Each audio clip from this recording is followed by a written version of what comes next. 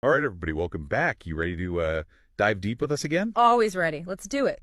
Okay, awesome. So today we're going to be taking a closer look at urban legends. Ooh, spooky. Love it. I know, right? And actually, we were inspired by this episode of the English Dose podcast called Pasted Text. Oh, yeah, I listened to that one. Really got me thinking. Me too. Yeah. So for this deep dive, we're going to try to answer the question they posed, which is, why are urban legends so popular? Yeah, like why do these stories stick around even though most of us know they're probably not true? Right. It's like something about them just hooks us, you know? It's true. And I think a lot of it has to do with, the English Dose episode mentioned the Loch Ness Monster. Oh, classic. Yeah, and it's a perfect example of how these legends play on our fears and fascinations. Especially our fascination with the unknown. Yeah. We're drawn to mysteries, and urban legends give us a way to explore those anxieties in a, relatively safe way. Exactly. Like, it's one thing to think about the vastness of the ocean and all the creatures we haven't discovered yet. Right, but it's another thing entirely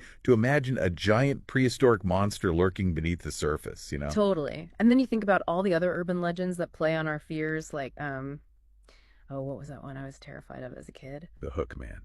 Yes, the Hook Man. See that fear of something hiding just out of sight in the darkness? So primal. It really is. And like the English Dose episode pointed out, it's the vagueness of these stories that makes them so effective and long-lasting. Right, because the lack of specific details leaves so much room for our imaginations to run wild. It's like each retelling becomes a little bit different and tailored to the fears of the person telling it. Like that game of telephone we all played as kids. Uh-huh. Exactly. Only way creepier. Definitely.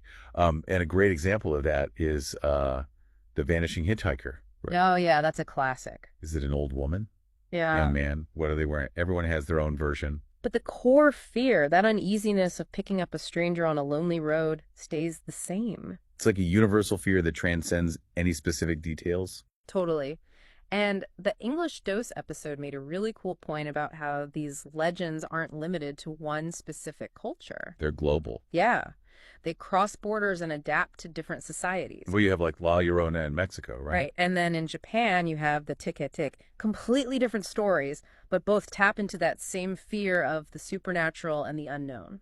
But the cool thing is, even though they're global, they still reflect those unique cultural anxieties. Yeah, like you were saying with La Llorona, she embodies these anxieties about motherhood and loss that are very specific to Mexican culture. Right. And then the Teke-Tic, with her missing lower half, might reflect fears about disfigurement and social isolation. Exactly. So it's like these stories are almost like cultural barometers. Wow, I like that. If they're reflecting what's bubbling beneath the surface of a society. That's what makes them so fascinating to study. They tell us a lot about ourselves and our fears. Absolutely.